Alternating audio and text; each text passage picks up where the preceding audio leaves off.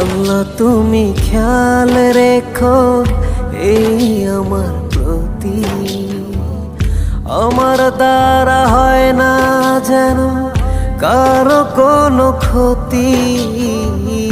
আল্লাহ তুমি খেয়াল রেখো এই আমার প্রতি, আমার দ্বারা হয় না যেন কারো কোনো ক্ষতি।